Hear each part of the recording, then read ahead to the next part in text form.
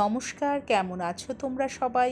আমি করবী একটা মিনি ভ্লগের মাধ্যমে আমাদের গ্রামের বাড়ির দুর্গাপুজোর কিছু বিশেষ মুহূর্ত তোমাদের সামনে এখন তুলে ধরছি। দেখো, গ্রামের গৃহবধূরা তাদের নিজ নিজ নৈবেদ্য নিয়ে মায়ের পুজো দিতে চলে এসেছে। কি ভালো লাগছে দেখো নৈবেদ্যগুলো দেখে। এদিকে মন্দিরের ভিতরে মায়ের পুজো চলছে আর আমার কাকাই মায়ের পুজো করছেন। দেখো,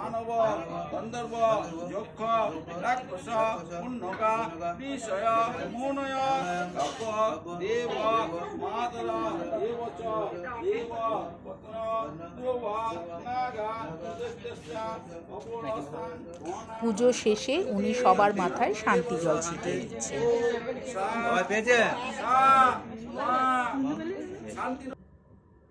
মায়ের পুজো হয়ে গেছে, এবার মাকে তার শ্বশুরবাড়ি পাঠানোর পালা। তাই আমরা বরণ করছি মাকে। বরণডালা সাজিয়ে নিয়ে আমরা সবাই এখানে উপস্থিত হয়েছি। মাকে ছাড়তে তো মন চায় না, কিন্তু মাকে তো যেতেই হবে। মায়ের বরণ হয়ে গেছে, আমরা এবার নিজেদের মধ্যে একটু সিঁদুর খেললাম। সবাই ভীষণ আনন্দ করছি, সবাই একটু পোজ দিয়ে ছবিও তুলছে। আর এদিকে লাল বেনারসিতে মায়ের পালকি সাজানো হয়েছে। এই পালকি করেই মায়ের ঘট নিয়ে যাওয়া হবে পুকুরের জলে বিসর্জনের উদ্দেশ্যে। আর আমার কাকা মায়ের ঘরটি পালকির ওপর রেখে দিলেন পালকির ভিতরে। আমরা সবাই মিলে পালকির পিছন পিছন খুব আনন্দ করতে করতে ঘট বিসর্জন করতে যাই। শহরের মতো উন্মাদনা, একটা উদ্দীপনা গ্রামের পুজোয় নেই বটে, কিন্তু গ্রামের পুজোর একটা বিশেষ মাহাত্ম্য আছে। আর তার জন্যই তো দূর দূর থেকে গ্রামের পুজো দেখতে মানুষজন এসে ভিড় করে। আমরাও এখানে এসেছি গ্রামের পুজো দেখতে। দেখো, ছোট থেকে বড় সবাই কি ভীষণ আনন্দ করছে। মায়ের পালকির পিছন পিছন ঢাক বাজিয়ে শঙ্খধ্বনির মাধ্যমে ঘট নিয়ে যাওয়া হচ্ছে। এই পুকুরের জলেই মায়ের ঘট বিসর্জন করা হচ্ছে, বিশেষ রীতি মেনে পুজো করা হচ্ছে।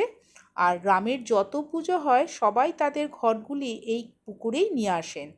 আবার সপ্তমীর দিন ভোরবেলাতেও এখানেই কলা বউ স্নান করিয়ে ঘট নিয়ে যাওয়া হয় আমাদের দুর্গা মন্দিরে। দেখো, পুকুরটা কি ভীষণ ভালো লাগছে, চারিদিকে সবুজের ছড়াছড়ি। আর গ্রামবাসীরা এখানেই অপেক্ষা করছে, সবাই নিজের নিজের ঘট নিয়ে দাঁড়িয়ে আছে বিসর্জন করার জন্য। আমাদের পুজো প্রায় হয়ে এসেছে, এবার পালকি নিয়ে আবার আমরা রওনা দিলাম দুর্গা মন্দিরের উদ্দেশ্যে। আবার 1 বছরের আমাদের অপেক্ষা করতে হবে, এখানেই আবার আসবো পরের বছর। তো আমার ভ্লগটা আমি এখানেই শেষ করছি। তোমাদের কেমন লাগলো একটু জানিও, আর ভালো লাগলে একটা লাইক করে দিও। তোমরা সবাই ভালো থেকো, সুস্থ থেকো, আর মা লক্ষ্মীর আহ্বান করো।